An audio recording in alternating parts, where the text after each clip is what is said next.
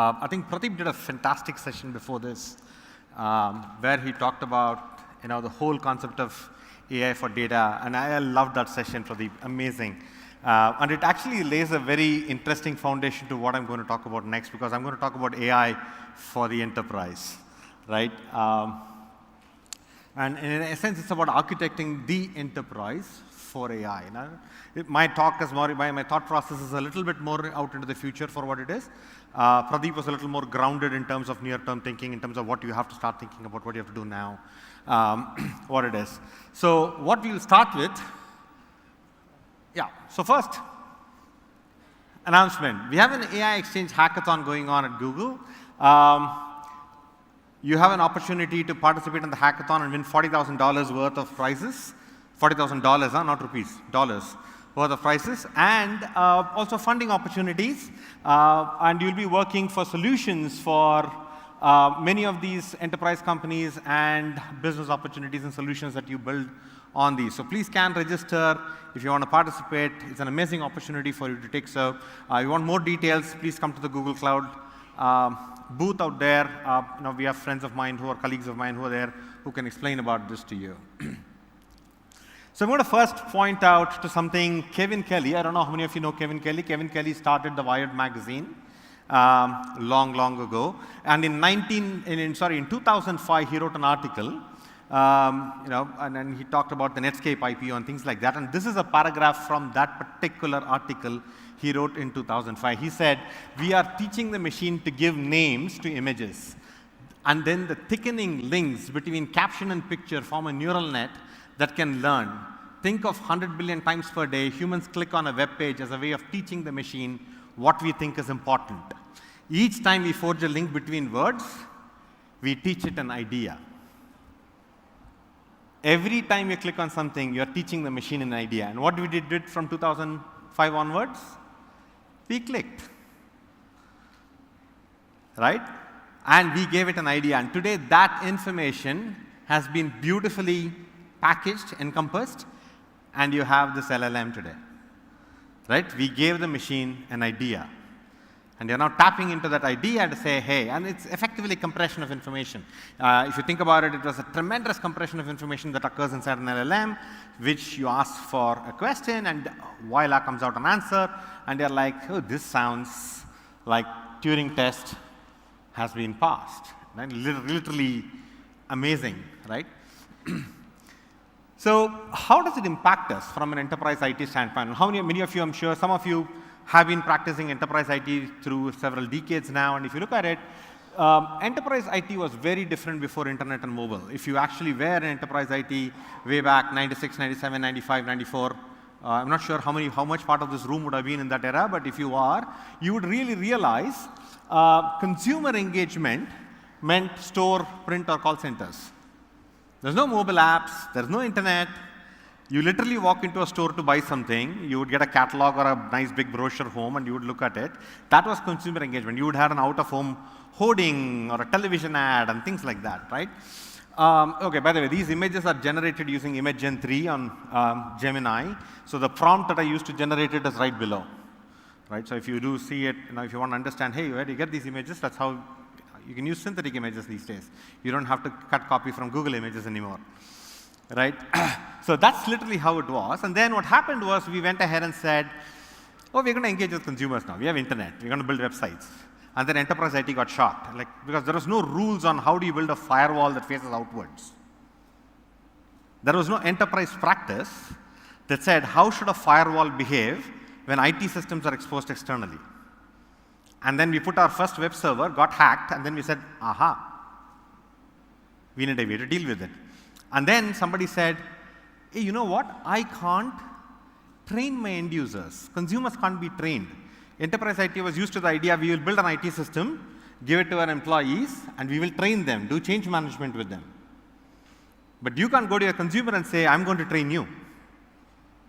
So we had to build our systems so that consumers can use them without training. No change management. And if they don't like it, what do? They click elsewhere. Right? Then mobility happened. Whole new kind of role started coming up. Consumer unpredictability occurred. What is consumer unpredictability? We had this situation that said, you can't know. I mean, everybody started having a mobile phone, and people are coming in. You have, I mean, I don't know how many of you tried to buy Coldplay tickets a couple of days ago. If you tried, you sort of know what is consumer unpredictability. Right? There are only 80,000 seats, and 20,000 people are going to get it, and there were 9 lakh people in the queue. Right? That's consumer unpredictability for you. And this happened with, I mean, this is not the first time that's happened in India. It's happened for IPL, it's happened for various number of things. And, you know, as businesses, we continue to drive this challenge. I mean, I remember having this with Mahindra & Mahindra, where we have this entire case study when Scorpio was launched, and we had the same challenge. You know, in the first half an hour, thousands of bookings. I mean, this is a large SUV, remember. This is not just tickets. Right? And people were running up to buy SUVs, and we are like, we don't even have roads for all those SUVs. Right? But we started having roles, right? UX and design became an underlying set of roles inside our enterprise. IT never had UX designers inside our organization. That's a new role that came in. There was an entire method that we changed. Right? Systems of engagement. There's a whole architectural pattern we evolved called systems of engagement. And to this day, I know of enterprises who are still on this journey from internet and mobility. We call this digital transformation. We put a nice word on it. We have thousands of consultants worldwide who are working on this term, and organizations that are using this term, digital transformation, to say how we are going to get there. And this is no different for cloud, by the way. Right? We're still on the journey to go to cloud. And if you think of cloud, if you do cloud the way you did enterprise IT with data centers, and you do the same thing in cloud, cloud won't be cheaper. Right? You have to change the way you work for cloud to work. Right? Then we heard of this thing called data, because now we have all this consumer data coming to us because we have mobile apps externally, we have the internet externally, consumers are engaging with us. All of this engagement became digital, and we have a flood of data, and we started saying things like, you know, data is the new oil, and all of these fantastic terms started coming up. And what this is we have fantastic math that's been invented over the years. We have this voluminous data, and we have very, very fast computing capability that came together, and we started building data practices and AI practices and ML practices, and they unlocked new possibilities for us. This is a journey we are all going through, we have gone through, we are working through, irrespective of what it is. But in each of these steps, if you go back and think how we were before this exponential change. And remember, each one of them was an exponential change technology. If you are in the era, if you are about like me, who have seen all of these steps, but if you talk to your kids, if you have kids who are about 13, 14, etc., and you ask them, you know, do you know we had only 2 television channels? And they'll be like, really? How? They literally say how. And if you have kids who are 8, 9, they don't understand television. They just don't understand television. They understand only mobile apps and OTT. They don't understand channels. Right? You go back, and this is true with everything else. There are kids who think food comes from Swiggy and Zomato. They just think it's been like that forever. Correct? So and these companies have not been around for that long. And if you're not mistaken, if you're in Bangalore, you must have probably got a balloon from Swiggy, right? As part of your newspaper or something like that. That was their 10th year birthday. And this is a fantastic organization that builds some fantastic products. But what you're seeing there is that step change in mental model that happened over a very, very short period of time. Now, this is not something enterprise IT doesn't change that fast. We are used to going through a whole set of changes in a very progressive manner. But in each of these, we did change. When internet came, we had to change. When data came, we had to change. When mobility came, we had to change. With cloud, we had to change. And we are now thinking we are going to take our classical, traditional data practices and use AI? Really? Think about it. You have this fantastic, powerful, exponential change technology in front of you, and you're saying, I'm going to use the practices that I used for data for the last 20 years, and I'm going to do AI? Something doesn't ring well, right? It doesn't gel well. Something has to change. Right? And Pradeep literally was talking about it. If you think about it, he was paving things upside down. He was saying, hey, this is how you will use AI for data, and he drew a fantastic set of boxes and said all these things are going to come. And we were like, I don't have any of this today. And that is just for the data practice. That was just for the data practice. It was not for all other business towers or other aspects of your engineering or IT divisions, etc. Just the data practice.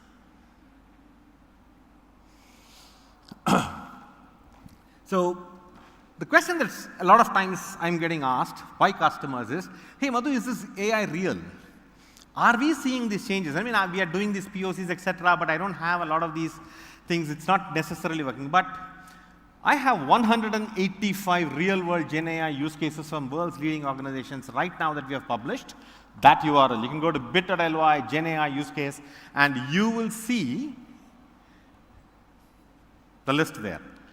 Everybody. And remember, these are very early use cases, very early entry days. People are trying to get in and try to understand what is it that people are building. You will get an idea of what's possible. Remember, there's going to be a lot more.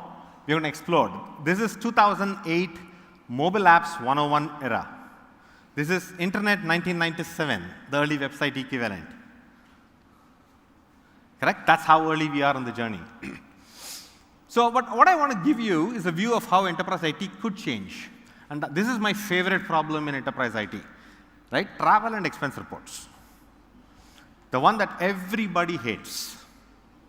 Correct? Nobody wants to do expense reports the way we do, and nobody wants to travel the way we do, but we are expected to do both of them. It's an unnecessary evil in the way we do business today. If you are a salesperson, you are stuck with it. If you are an occasional traveler, you are lucky, but if you are a frequent traveler, it's something that comes in your way of doing everything that you do every day. But so I'm going to go through that journey. I want to travel to Bangalore to Cypher 2024. I have to present on the subject of AI, right? And that's sort of what my boss tells me, like, Madhu, go, bye. Right? Because he doesn't want to go through that pain. And then I say, okay, I look up Cypher dates, estimate budget for travel for 2 days, compose email for travel approval, book air tickets, book hotel, book car, prepare slides, get PR and marketing approvals, present content, collect all receipts, submit expense report, prepare event brief, follow up with event feedback, and pass leads to marketing. This is what a person would have to do. That's the problem. That's what a person has to do when you stand here on stage. Correct? And this is across, depending on your business and how efficient your IT is. This could be 3, 4, 5, 6, 7, 8, 9 enterprise apps, whole bunch of things that you're juggling across to make this happen. Right? There's a travel approval system, there is email, there is PowerPoints, Google Slides. There could be any of these things, right? And then you have approval systems, you have file cabinetry systems, you have receipting systems, payment systems, etc., etc. All this comes into play. And all of these systems that come together, you work. And today, if you're buying enterprise applications, you're going to find an agent inside each one of these.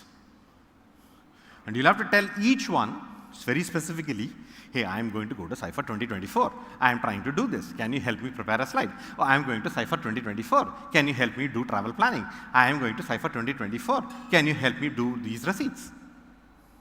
You understood what happened? Somewhere in there doesn't ring right. It sort of starts to break. People get frustrated.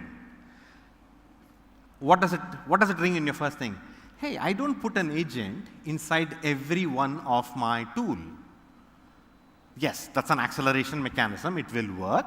I'm not saying it will not work. It will work. But is it the right user experience for my employee?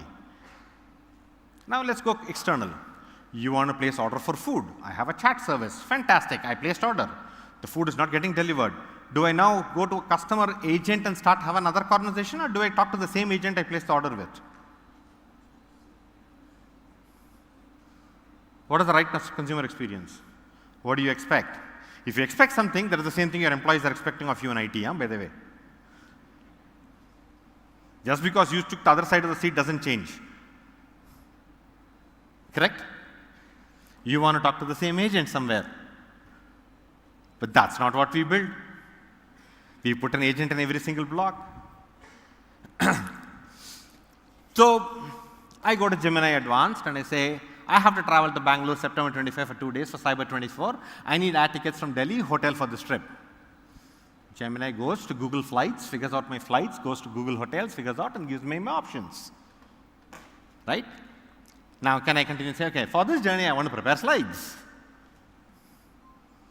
This is the topic. Help me prepare slides. Once I come back, I want to continue this conversation. Like, here are my receipts uploaded. Prepare the expense report. That should be one conversation, right? Make sense? If that is one conversation, now start thinking, how does your enterprise architecture look like?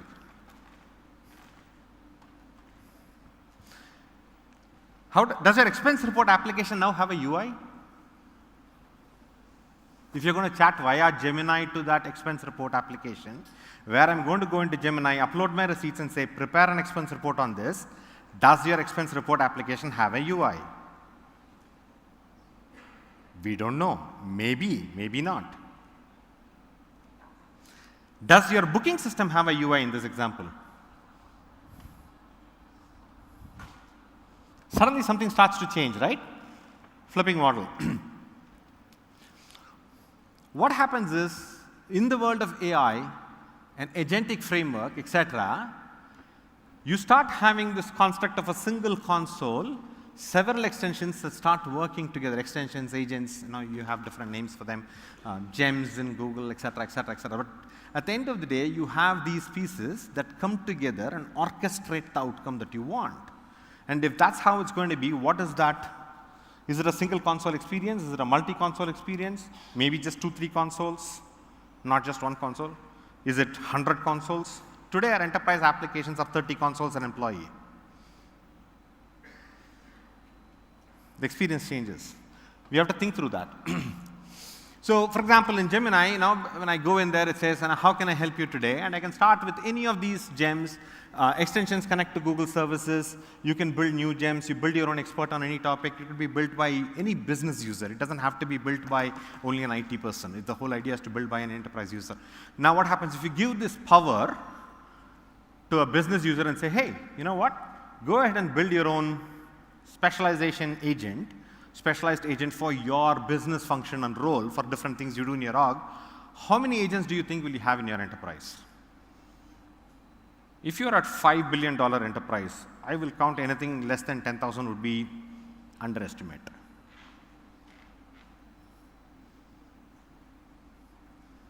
Correct? Because every function, every single thing you do, just look at what Pradeep put before. He said AI for data, he had 10 agents up there on the top slide. This is just for a team that prepares and processes data, nothing else. And there were 10 agents and there was a ... and a star.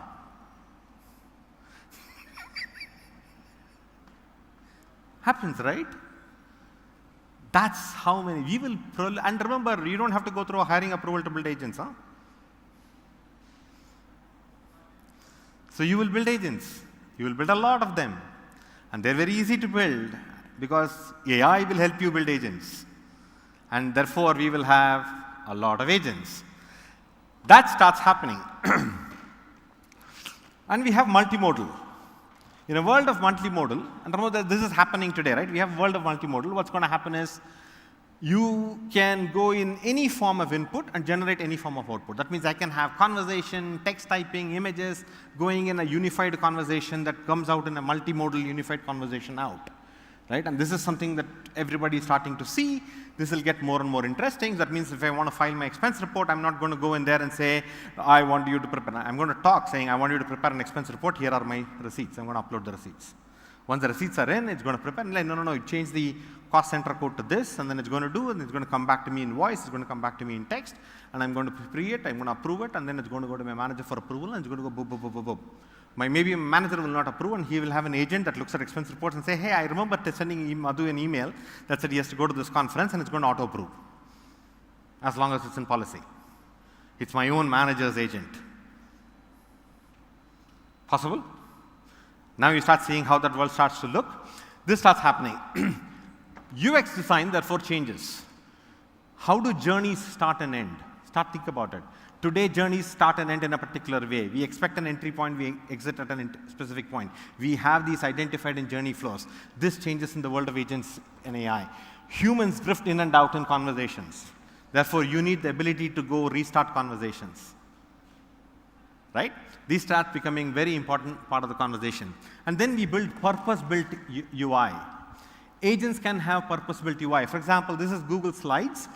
I'm about to go there, and it is giving me suggestions on create a table. What do you want to do? You want to create a table to track weekly updates on team tasks? I say, yeah, that's what I want to do. It automatically fills up my columns and rows. And then I start filling up the data, or I start speaking the data that I want. That's another UI. Like I want to create an image, right? It says, do you want to remove the background? Look at the way the UI has been custom tailored for that action. You're not typing saying, I want you to expand the image, right? If you're familiar with Runway is a video ML model tool set that you can use. You will have amazing brushes that you can use to decide what moves and what does not move in your image. Custom UI that gets built out specifically from the problem space. It's not everything is text anymore. You can generate custom UI on the fly to the problem space in which you're working. That is there. Next year, we'll be talking about it as if it was standard. That's how fast this technology is moving. So there is custom UI. So my hypothesis, my personal hypothesis, is that given what I have, and hopefully the foundation has been laid here, we are going to need for an agent for every enterprise function. We're going to have a lot of agents. Every function will have an agent. It's not business unit. Every function will have an agent. There will be many agents across the enterprise. That means we need some kind of a central directory. We need a way to build agents as agent builder. That's number one. Number two is we need a central catalog of all the agents that are getting built in the enterprise so that you know what it is, what it will do, how it will behave. When you have a better version, you would want to retire this version. You want to do version management. You want to do, you want to understand the security context, its domain context, its operational context, etc. That means you need an agent catalog service. And then they all need to orchestrate and work with each other. These agents have to talk to each other. They have to have a mechanism of communicating and be able to connect and wire with each other. Otherwise, you're going to have very poor experiences.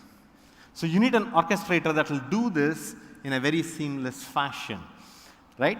And once you get that expense report preparation becomes very interesting. Because now these things will talk to each other. And we are starting to see this today already. Right? These mechanisms are starting to come up. But today, since most of us have only like 4, 5, 7 agents, we don't see the need for it. But if many of you go back and think about the era before microservices and after microservices, you will understand what happened. You probably have a couple of 100 to 1,000 microservices in your organization, and you start thinking, where is my service catalog? Right? We had to evolve these things. How do I orchestrate these services? Where is my repository? Where is my truth? Which version should I do? What are my dependencies? All of these things start coming up. These problems will come to agents as well, because they are an automated function. So these things will surface as we go forward. So that's my hypothesis. So what's going to happen is we are going to have to think about, and remember, agents can be deployed. From an organizational deployment of agents, you have this concept of horizontal deployment and vertical deployment. And in reality, what's going to most probably happen, my view here, is that you're going to have a mixed breed. You're going to have a whole bunch of horizontal deployed architectural agents. You're going to have a bunch of vertical agents that go, which in a vertical agent, the agent starts at the top and it starts choreographing downstream, like a tree, for getting work done all the way down. In a horizontal layer, it goes by business function, you go horizontally. Things that we need to think about: agent complexity, how sophisticated are the agent's behaviors and interactions? What are the things that it does, right? What are the environment, how predictable and variable is the environment that agents operate? And remember, predictability and environment dynamics is very critical in agents. For example, if you want to build an agent that is playing chess, extremely predictable environment. Why? The board, the rules are very well defined. You can compute from there again and again and again. That's a predictable environment. Playing poker, not a predictable environment. Odds change. Not a mathematically computable environment. Same thing happens. If your data is definitive in a control structure, typical classical supply chains, yes. The minute you start bringing weather data into supply chain, unpredictable environment. Right? So you need to think about environment dynamics, scalability needs, fault tolerance, communication overhead. All of these things do matter. So what capabilities? Agent builder, we need to have data protection security, RAG, NLT SQL, API read-write capabilities, etc. Agent catalog, what are the data sources, what are my models, instructions for invocation, data lineage, tracking, governance, discoverability, orchestration, and within the orchestration layer, gather information from catalog, selecting the right agent, routing, planning, all of these things come in. You have an entire thing called systems of intelligence and action that evolves inside your architecture. You had systems of record, you had systems of engagement, you have a new layer of systems of intelligence and action that starts to emerge within your architecture, which starts to come together and starts to create a picture. So it's a hypothesis, right? I'm not saying this is exactly how the world works. So let's be very clear. We're very early in this journey. This diagram could change in 50 different ways in the next 3 years, right? But what I'm saying here is you have engagement points. I'm thinking Gemini as the endpoint through which it comes through. And when you have the singular agent mechanics through which it comes through, it hits the orchestrator. You have agents which are surfaced from the catalog. You can use builder to populate the catalog, which hits the your APIs, for systems of record, or SQL for your databases of record. And remember, actually Pradeep did a much better job. He had like a whole bunch of parsers and data extractors that was there, like all kinds of Spark and this and that. So you could do all of that in there, and then you have data protection. Remember the same question, the kind of data you can extract from one employee is very different from another employee versus one consumer versus another consumer. So data protections and things are very important as well. That gets and hits systems of record and knowledge. I use the term systems of knowledge for all vector databases. Systems of record are relational and other forms of data sources, email, this, that, etc., etc. But systems of knowledge is vectorization of that data. Because you want to start looking at data in vectorized form for you to be able to pull the data in the right shape coming out of that. Apart from this is all your data processing that you will anyway do. That would start coming up, and you will start having to ground your information to that knowledge base that you're going to there so that your data comes in the right form. So that to me looks like the new UI on the enterprise, with the underlying agents that goes and does what it does best. So again, innovators, if you want to sign up for cloud innovation, here we are. It's a cloud innovation sign-up booth. More information at booth today. If you sign up for this, they'll give you a bunch of goodies out there.